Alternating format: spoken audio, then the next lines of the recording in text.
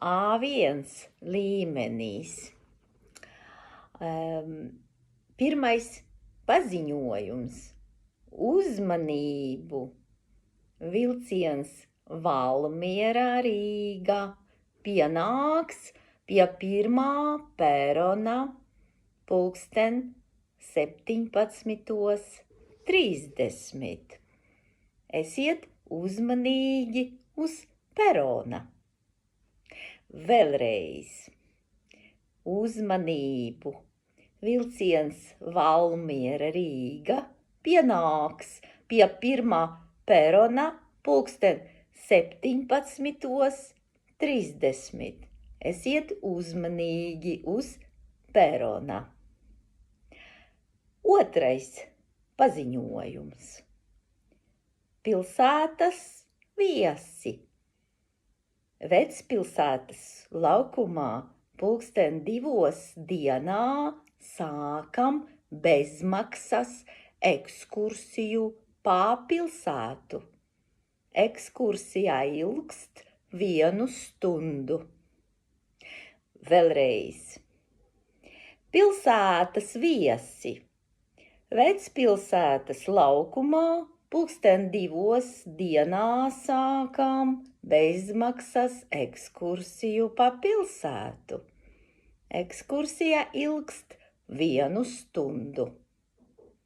Trešais paziņojums. Sestdien, 10. septembrī, būs silts laiks. Debesīs būs mākoņainas un vakarā gaidāms neliels lietus. Gaisa temperatūra būs līdz 15 grādiem. Vēlreiz. Sestdien, 10. septembrī, būs silts laiks. Debesīs būs mākoņainas un vakarā gaidāms neliels lietus. Gaisa temperatūra būs līdz 15 grādiem. Ceturtais paziņojums. Ziemas kolekcijas izpārdošana veikala Zanda.